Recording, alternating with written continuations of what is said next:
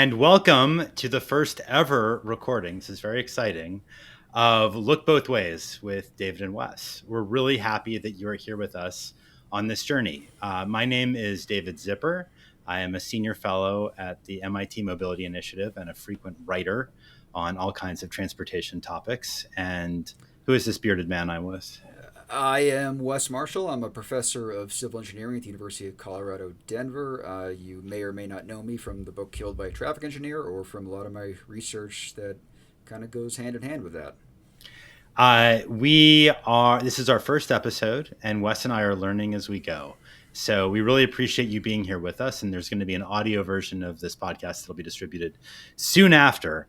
But before we jump into a few topics that we want to discuss with you about transportation, I thought it'd be useful to just give a little bit of context for where this idea came from and what you can expect from Look Both Ways. So, Wes, this was your idea, actually. You're the one who first floated it. So do you want to give some backstory? Yeah, so David and I were in Toronto for the Good Roads conference, and Good Roads is uh, quite an old organization in terms of transportation. I think they go back more than 100 years to like the biking movement and the Good Roads back then in Ontario, Canada. So we were in Toronto. Um, and we both did our big talk, but separately, and this happens quite often, they put you on a panel session. So David and I were on a panel with Jacqueline Hayward, the director of transportation for Toronto, and it was Lanrick Bennett. He's with the University of Toronto. He was the moderator of it. And in my experience, the way a lot of those panels tend to go is that the moderator will ask the questions, then like sort of everybody takes a turn answering, and there's little to no overlap. Um, with that one, it just came across very differently. Like there was a lot of back and forth. I got immediately after multiple people said that David and I had a good rapport together. Um, and this is also a conference where the folks there have some fun after. So David and I were invited to this dinner, had a few drinks, we're talking, and it felt a little bit. The conversations we were having, it reminded me of that Seinfeld episode where George and Jerry are pitching the show. And Jerry's like, well, what's the show about? And George's like, it's this conversation right here, like this. And that's what it sort of felt like as we were sort of talking that night. Like, what could the show be about? It's like this. So I brought it up as a potential idea. We put it on the back burner. And I think a couple months later, you emailed me and said that you might actually be serious. And I was like, well, I was kind of joking, but maybe we could try this. And one thing led to another. And here we are tonight. Well, I hope you're George in that episode. I'm just going to throw that out there. I am a Yankees fan, but you can be George. No, I think no. The idea sort of has been kicked around by us for a little while now, and I think part of the appeal, as we've talked about it, is just being able to hang out with each other and with you and talk through some interesting transportation ideas that we're mulling over and developing. But at the same time, too, I think Wes and I, we've gotten to know each other a bit. I think we approach a lot of transportation issues through a similar lens, in that I don't think either of us are ideologues. We don't love cars or hate cars, but we do feel like there are a set of principles that should underpin our transportation network in terms of being efficient and being safe and being clean. And when you just sort of think about things logically and you apply what we know from academic research, we're pretty far away from that. So I think we want to sort of like poke and prod at transportation through that kind of hopefully sort of pragmatic lens. Or do you disagree already, Wes? No, I'd also say that one of the things I noticed when you gave your keynote is like even though we were attacking the same problems, like you were doing it from a much different perspective, like talking about very different things than I was talking about in mine. Like we did overlap in a couple small places, but it wasn't like the same thing. Yeah. So I thought that's a useful thing to think about too as we Well, push ahead. for those who are curious, I would think my keynote was about carb load, which I think is a term I came up with, although I'm never totally sure about that. And then Wes, you're talking about how to kill someone as a traffic engineer, right? That's Or how not to, ideally. exactly. So the structure of this and for the foreseeable future, additional podcasts will be as follows. We're going to kick things off with a topic of the news, where we'll discuss that for a little bit, and then each one of us, Wes and I, will suggest one topic that we'd like to bring to your attention because we're thinking about it, or we think it's interesting or compelling in some form or fashion. And then we have a little bit of a fun sign off that I won't give away just yet, but we're thinking these will be half hour, 45-minute sessions. And for what it's worth, the next one's going to be in 2 weeks on July 31st. So, Wes, unless you have anything to add, I'm ready to jump in. Yeah, let's do it. All right. So, the news item.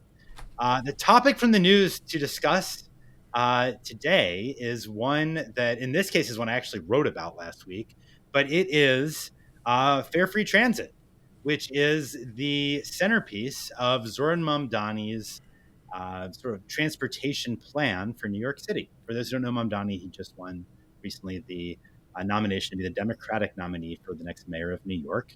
I've met him before. I think he's super sharp. He has a lot of really good ideas around transportation, like more bus lanes and like using cameras to enforce bike lanes.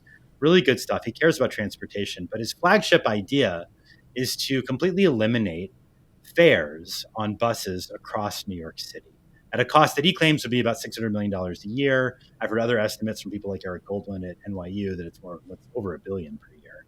And the claim from Mamdani's campaign is that this would be great because it's a drop in the bucket for New York City's budget, like less than 1%. It would be a way of making New York City more affordable, and it would really support people who are low income because bus riders do tend to have lower incomes. And it could even speed up bus service because people no longer have to swipe their fare cards as they're boarding or paying cash. I respect Mamdani. I don't agree. I think it's a really bad idea for New York City and for big cities. And you can read my Slate article if you're curious why. I'm not going to go into detail, but I will simply say that $1 billion a year or 600 million a year is a ton of money, a ton of money, and it could be spent providing fast, frequent, reliable bus service, like more buses, better maintenance, more bus lines. Could also provide 6 minute subway service at a cost well below $1 billion a year. And when you talk to residents of a variety of different cities, including low income residents, they generally say that fast, frequent, reliable service matters more than how cheap it is. So I wrote about this. I thought it was sort of like a policy analysis. I said some nice things about Mamdani, and it was just a dog pile on Blue Sky. At least I don't remember the last time I've been told to eat shit so many times in the 24-hour period. And I think part of that's just like Mamdani is a sort of like special person right now to many people on the left, and anything that's critical of anything touching him is verboten. But fare free transit does bring up a lot of strong feelings. So I will kick it over to you, Wes. Am I wrong to say that fare free is the wrong priority for a big city like New York? So it's hard to disagree with the idea that 6 minute headways would make a bigger difference. It's hard to disagree with the fact that this money could be better spent on things like that to actually increase the usefulness of transit for people.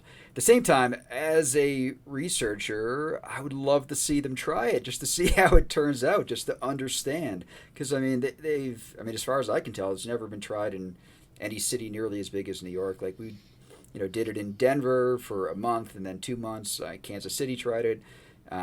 Boston did it for various routes. So it's not been tried at this scale, especially in the United States. So, but it's been tried. Like in your city, like you're in Denver. I live in Washington D.C. If folks are curious, by the way. I think the campaign in Denver was called "Zero Fare for Better Air." Isn't that right? I think it's zero fare for clean air. Well, sure, zero fare for clean air. That's fair.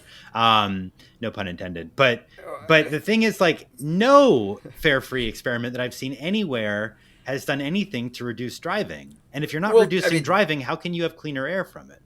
Well, that's the misnomer, because there was actually a paper out of Boulder that showed that it didn't succeed in that. But I would still say it wasn't a failure, because that really wasn't what it was for. I mean, to think that it's going to make the air cleaner is a little ridiculous. It's like the idea that transit's going to solve congestion. And I mean, Denver has a history here too. Like when we sold the idea of this light rail system to the general public and they had to vote on it, they sold it on the idea that it would solve congestion. And it's just not true. Like congestion got worse after. Like, does it mean transit's a failure? No. Same thing with this. My experience in using it, it was fun. They did it in, I think, July the first year, and then maybe July and August the second year. It boosted ridership, especially coming out of COVID. As far as I can tell, it definitely reduced like confrontations between the people trying to collect fares and the people trying That's to true. Bus operators pay. like it. Bus operators do Yeah. like it. That is true. Um, and when I'm bringing, I have three kids. When I was sort of bringing them places, like a family of five going on the train, like financially, it didn't often make sense. You could do it many other ways for cheaper because when you multiply any price by five. But subsequently, after this program went away, our transit's now free for ages 19 and under, I guess, for the foreseeable future. And like that has been something they've kept, which has been useful as well. Yeah, I guess I've written a bunch of stories about fare free transit over the last several years, including one. I actually visited Tallinn, Estonia, which I think is the biggest city and the first major city to drop fares. Did you know? Have you studied Tallinn, Wes? I have not. How do you know how big that city is by I offhand? think it's about 1 million, if I'm not mistaken. Okay. Don't quote me on Yeah. that, but I want to say that. And there, the mobility professionals I interviewed there were like, it hasn't really worked. That, like, in the sense that, like, the goal was to boost mobility for low income riders, and every city is somewhat different. And Estonia saw rapid income growth in the last decade, so a lot of people use their money to buy cars, but pretty much there's no evidence that eliminating fares led to more people to have more to people have more mobility, or to drive less, which was an explicit goal of that program. So I guess where I come out is just like, I guess I understand, like, you're right that, like, we haven't done fare free transit in a city as big as New York, but we've tried it in so many ways in so many different places, and I have yet to see it done anywhere where it reduced driving, which I admittedly is not Mamdani's main goal in New York, but where riders said, yes, this is actually more important than providing like faster, more reliable service. That seems to be consistently what they gravitate toward.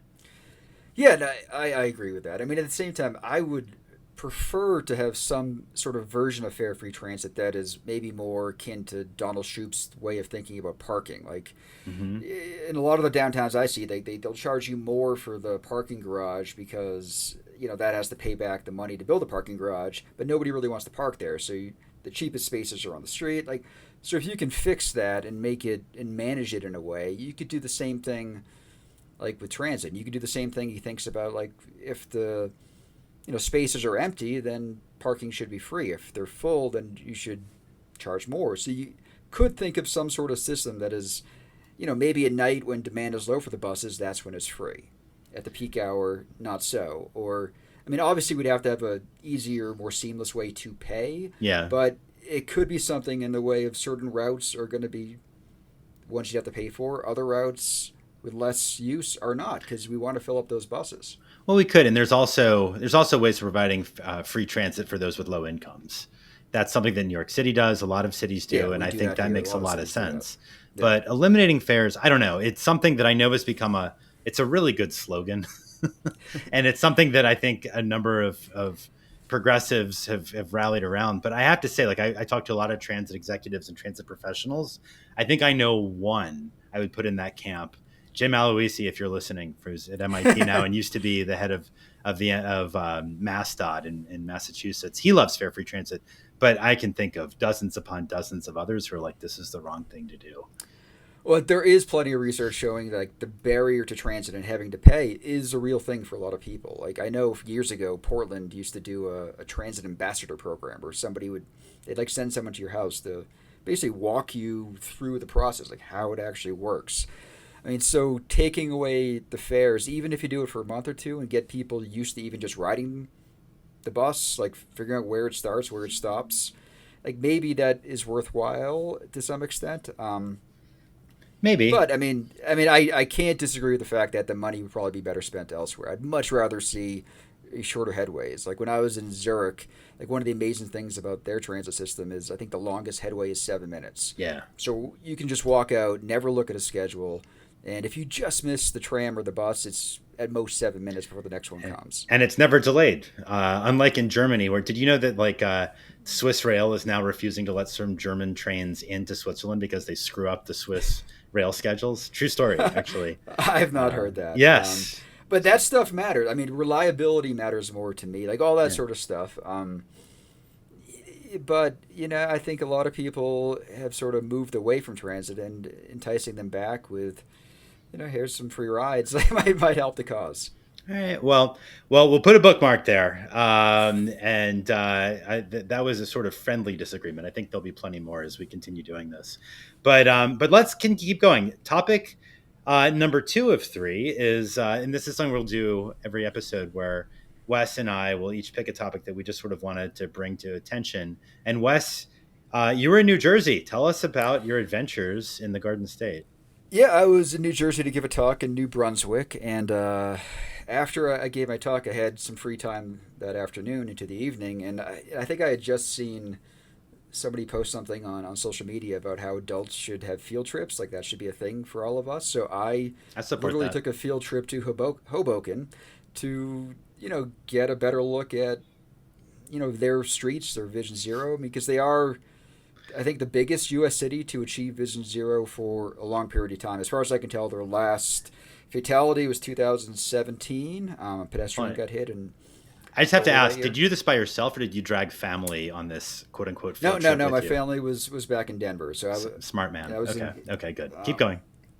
yeah. So I did go to Hoboken. I think I spent 5 hours there, and I took hundreds of pictures. And I think part of the reason too is I get questions about Hoboken all the time, so I would answer based on reading articles from people like yourself about it, as opposed to having my own in person reaction. So this gave me a chance to really see it, think about it, see what I like, see what I don't like. I know you have not been to Hoboken, but you I know, obviously but you can't know. escape it. It is Yeah, the Vision Zero example everybody holds up, including Pete Buttigieg when he was secretary, being like, "We can do Vision Zero. Look at Hoboken." So right. I go mean, ahead. they Yeah, have some advantages. They're a small city, 60,000 people, and they have a small grid of streets. And some of the things you hear the stories about all the time are the daylighting, which is amazing to see all the different ways they do the daylighting. So what we mean by daylighting is like 25 feet back from each curb, they try not to allow parking.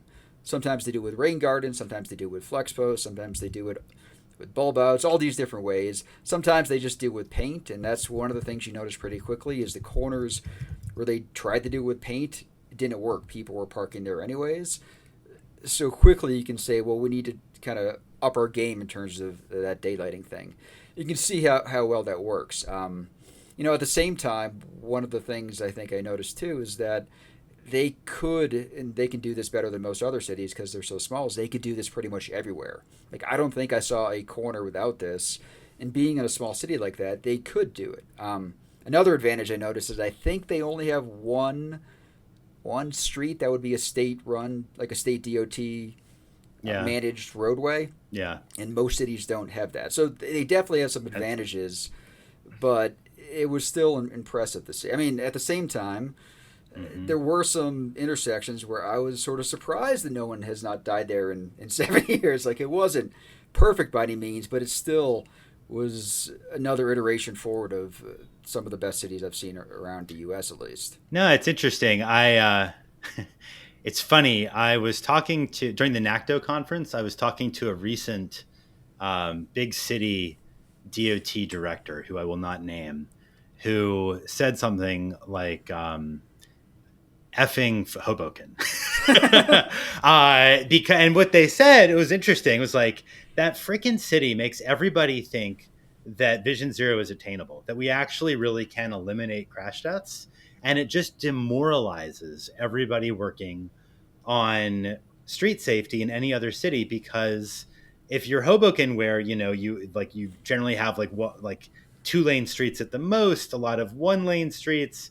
You've got massive public transit and you've got such density, and the streets are often 20, 25 miles per hour. I don't know exactly, but I think they're very slow, most of the neighborhood streets. I think most were 20. The bigger roads were 25, and like the school zones there were 15 too, which was Well, noticeably different than most other no, I places. mean it's interesting. So I moderated, excuse me, a NACDO conference with a transportation head of Hoboken some years ago, and everyone really does look to Hoboken as the model. But I think this person's point of view was like any city in Texas, any city in Florida, any city even in Pennsylvania could never emulate that. So we have sort of set this impossible expectation. I think he was really criticizing Vision Zero writ large, which is maybe a broader topic. But I don't know. You said how applicable do you think Hoboken's lessons are to other cities? So the daylighting is definitely one that could apply.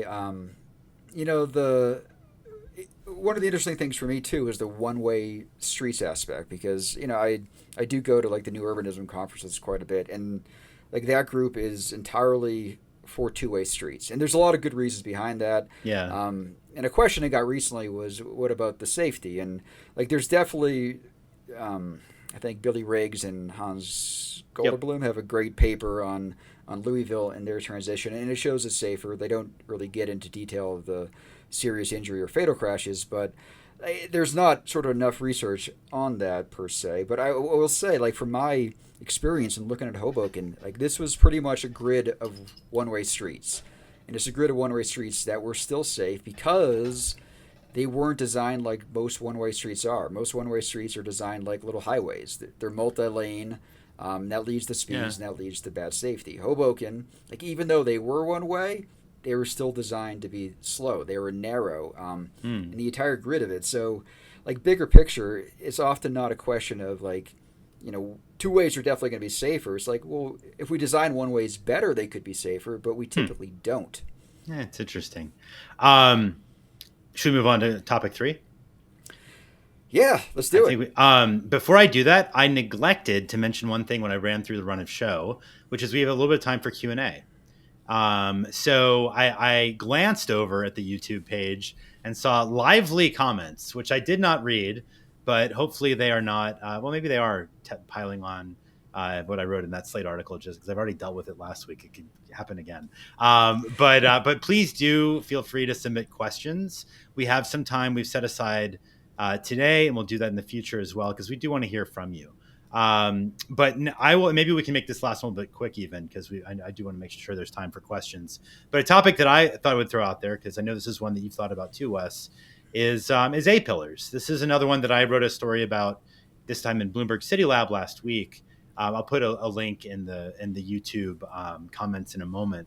But I think I've written a lot about carb load. It's what I was talking about at that Toronto conference where Wes and I were hanging out. And I think if you're here, you probably know what carb load is, the ongoing expansion of automobiles. And there's a lot of talk for those who are aware of carb load being problematic for road safety about blind zones, because taller vehicles have bigger blind zones. There's some TV channels that have done sort of viral sections where they, or segments, excuse me, where they put 8 toddlers lined up in front of a big SUV, and the poor woman sitting at the driver's 13. seat is at 13. They can't see any It's of them. 13. Yeah. So I think the height And they is were real. toddlers. These were like kids. They, Well, they they're were not different. The like. ones I saw was toddlers. This is like something that I think like some local TV channels have realized, like, every time we do this, it goes viral. So let's keep doing it. I know And they're not even using the biggest cars possible, too. They're using like a typical a typical SUV. SUV. No, that's Yeah. true. And maybe we can share some of those in the chat as well. But if I have a chance, I'll stick them in there. But they're not hard to find if you Google it. But what I was interested was A pillars, which is, I think, an area of where there's causing blind zones that people aren't thinking as much about. And those who don't know what an A pillar is, there's no reason you need to if you're not in the auto industry. But it's basically that line of material, plastic and metal, that is the barrier between, or the dividing line between the windshield and the passenger or driver's side window. And they used to be really, really thin. Then when we started all buying SUVs during rollovers, they would people inside would get crushed. And rollovers were a huge deal 25 years ago. Real, like one of these like like rallying cries in journalism, like, oh my God, we're all going to die in a rollover. And so what happened, and this was pretty interesting, I thought, about 20 years ago, NHTSA adopted what may have been a counterproductive rule to require that every roof be able to support 3 times its weight if it's on its roof, up from 1.5 times its weight. That was done 20 years ago. And it's true now that rollover deaths are pretty much not a problem anymore. But that's really because of electronic stability control. Cars don't flip over like they used to. It doesn't really matter about the A pillar's strength. But those A pillars have gotten thicker to adhere to the federal rules, and just because SUVs, as they get bigger, really do need more strength. So now you have there's Even a. I'm sorry. even EVs are when they're getting heavier too. It's not even Totally. strictly just bigger. Yeah. Yeah. It's heavier and bigger cars means all else being equal, bigger A pillars. And there's a study by IHS and a couple others as well showing that blind zones are becoming real from the A pillars, particularly pedestrians being concealed behind them when a car is turning left and a pedestrian is basically walking in a crosswalk. So I was exploring that because to me this is an area that we need a lot more research done. We don't know a lot yet about exactly what to do with it, but it felt like a topic that hadn't really been addressed in mainstream media, which is why I wrote the article that I did. And it was nice. A lot of people were nodding along, being like, "Yeah, I've noticed this with my own car, and I hate it." So, Wes, I know you've included this in at least one of your classes, so I'm curious what your thoughts are. Yeah. So this A pillars became of interest to me, especially revolving around one particular crash type that has always bothered me. It's sort of my pet peeve. Is that sort of left turn crash with a permissive single signal as opposed to the protected one, where you're on an arterial, you're taking a left turn, and what you're trying to do is look for a gap in the oncoming traffic. It could be one lane, two lanes, but it could be like four or five lanes. You might have back pressure behind you, some car trying to make sure you get through that left turn before the light changes. But at that exact same time, we're telling pedestrians it's their turn to cross. We're putting the little white walk guy up. And not only that, like we've distracted the driver as much as we possibly can, but we put the A pillar right in between where the driver's line of sight would be to that pedestrian. Yeah. And like that's the crash that drove me crazy because it ends up being categorized as a human error crash. Like that driver should have yielded the right of way to that pedestrian. I'm like, that's ridiculous. This is a systematic crash that we know is happening all over the place. Like this is something that is just not random, and that is something that we could fix, but we are choosing not to. So the A pillar is part of that story. So when I talk about that crash type in class, like I even show an example. Like it's an eighth grader from Pennsylvania. I think her name was Elena Gassler. She ended up winning the science fair and won like $25,000 with basically like her invention. This is I think from 2019. It would take a video of what's happening beyond the A pillar and project it onto where the A pillar was, so it would look like you can kind of see through it. Like so, we have the technology to even do stuff like an eighth grader's already done for us, but we're sort of choosing not to.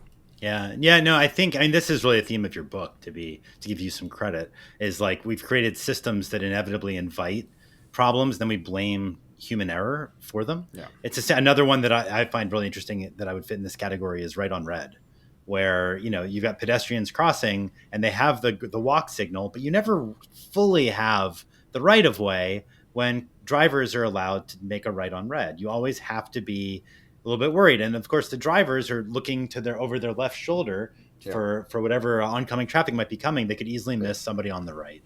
These totally. are systemic problems in the transportation network, at least in the U.S. Right on red is insane, according to people I talk to in Europe. They don't understand how on earth we allow it, but that's another issue. Yeah, Um, that's a whole other story. yeah, maybe a future episode. Let's. I'm open for some questions. Wes, have you had a chance to look at the any of the questions from YouTube? No, but I have a laptop over here where I can start seeing some. Can you see them? I can, All right, but let's see here. I will let you choose the first one if you like. Um, let's see. Let's pick one from Alex Dyer. So he is saying that most people misunderstand how the price signal of bus fares affects people. It might help on a few lower income people, but it doesn't register with a large proportion of people. What do you think about that, David? It doesn't register with. Yeah, I think that's actually exactly right. I tried to make that point with some simple math in that Slate article that I wrote, because, well, for one thing, well, think about it this way. If a bus fare is $2 or $3, I think it's actually less than $3 in New York City, 2.90 if memory serves. Um, even if you're making relatively low wages by American standards, 15, $20 an hour, just be able to save 20 minutes is worth the equivalent. Like the valuation of time is worth $5-7. It's worth more than the fare itself. So I think like when you think about why it makes sense rationally that low income riders, but would say that they care more about reliability and speed of trips. Just think about how they value time, and then when you start thinking about like why, like people sometimes puzzle like why aren't we getting drivers to take transit when we eliminate fares? Well, I mean, if you have a car, almost definitionally, you're likely to have some income, right?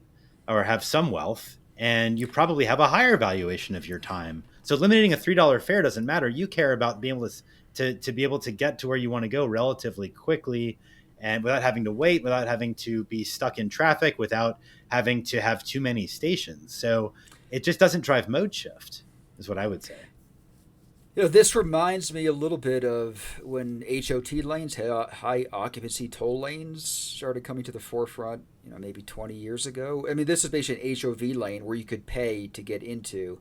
And at the time, people kind of derisively called them Lexus lanes because it's supposed to be like for rich people. But what I remember from around that time, like the research was saying that lower income populations still use them, still appreciated them. They didn't use them all the time, but their availability would increase what you were talking about as reliability. Like if they had to get to a place and they needed to make sure they could get there at a certain time, like being able to pay for it was still of value to the lower income populations, at least lower income populations that could afford a car. So it's relative, but I do think that reliability is a much bigger deal. In the grand scheme of things. At the same time, if you're on a bus for 10 or 20 minutes more or less, you don't make more or less money necessarily either. Yeah. Here's a question. What kind of blind zone are you most worried about? From car, I assume. Yeah, from car, I assume. Like the one that personally annoys me is I'm still someone that looks over my shoulder when I like change lanes, which I know not a lot of people do anymore. So like the like kind of back right, back left of SUVs, where a lot of cars now is completely covered and you can't see anything. Like having visibility in those areas is something that I personally appreciate. In terms of whether it's problematic in terms of overall safety, I'm not sure. I don't think I've ever dug into research on any particular blind zone being contributing to the worst safety outcomes. Yeah, I mean, I think I can think of at least three kinds, from A-pillars, from simple height of vehicles. Also, there's one that I'm actually quite curious about that I'm only starting to learn about called the mirror patch, which is the blind zone from the side mirror, which can be quite extensive for longer trucks in particular. Intuitively, it makes sense to me that height would be the biggest problem, as shown by those really popular sort of like TV news segments that we were referencing earlier. But I don't have any data. That's just sort of is intuitively what I would imagine.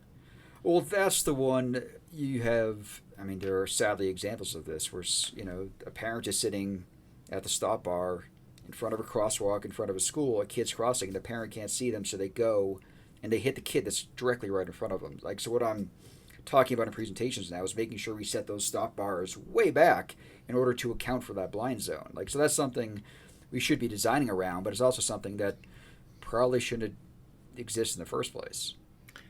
I think in the interest, because I know we want to keep these short and sweet, maybe we'll put a bookmark there. We are going to do more of these. So if you had further questions, they don't have to be about the topics we discussed, and the other things too. Please write them down, and we may find other ways of allowing for people to submit questions as well. Before, should we do a little bit of context before we have our fun sign off, Wes? What should we do next? Yeah. Why don't we, I guess, explain this segment? Because this was originally possibly a name for the podcast from the get-go, but we veered off in many other directions before we landed where we did. So rail drinks, like this is a name I think you might have come up with that you were super keen on for a little bit. But I think when you got some feedback, people were... We're not actually alcoholics, just for the record. Yeah. I think people were thinking this would be a drinking podcast, which we're like, well, that's not necessarily what we're going after here. So No, but it is. We do this deliberately during a happy hour time. So we're going to end each segment with rail drinks, where each one of us will have a beverage that we will explain and do a little toast. And the idea from this, frankly, was because when we were up in Toronto hanging out one night, Wes would not stop giving me crap about drinking cider at 1 a.m. in some weird hotel room we were all hanging out. Remember that? Are you too tipsy to remember this? Nope, I do. I totally Yeah, remember you're that. still. Well, I'm not. My drink is not cider. I'm actually drinking something else. But why don't you go first, Wes? What are you drinking? I am drinking, I guess, the Nick Offerman Lagavulin. That's It's a good stuff. special. It's a special Ron Swanson edition of it that I've had in my cabinet for quite a bit, and I usually don't keep it at work, but here I am on an afternoon. So I'm only going to have a little bit because I am going to bike home or take the train shortly. So I have a little bit of the Ron Swanson Scotch whiskey Lagavulin. That's very classy. And I break out something a little bit fun for the first one. This is apricot brandy from the Czech Republic, which my friend brought me when Wow. he visited a couple of months ago. I studied abroad in the Czech Republic way back when I was in college. This is called Marunikovica, apricot brandy. It's a favorite beverage. So cheers, Cheers. or na zdraví, as they say in Prague.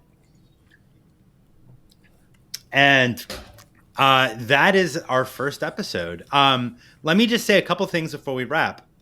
We are learning as we go, and we really welcome your feedback. So please let us know what you think. And it could be about technical elements or topics we should get into, what have you. But you can reach out to us personally, or we have a Gmail account, lookbothwayspod@gmail.com. Just lookbothwayspod@gmail. Or you can contact me through my website, which is davidzipper.com. I have a newsletter called Paved with Good Intentions. You're welcome to sign up for. Wes, do you want anyone to contact you? I'm not actually sure if you do. Not particularly, but I also have a newsletter that's much more infrequent than David's is. And the first time I sent one out was today in probably 9 or so months. So if you go to my website, westmarshall.org, you can sign up for that. If you really need to get in touch with me, that's okay too. But Well, hopefully that won't happen. Again, we're going to have an audio version of this that will be available in the next day or two because we know not everyone can take part live. And our next recording, because we do want to be able to give people a chance to ask questions and we like to see who's out there, is going to be on Thursday, July 31st at 6 p.m. ET. yep, same So, time. yep, same time, same place. So, again, thank you all for joining and hope to see you next time on Look Both Ways with David and Wes. Bye for now. See you next time.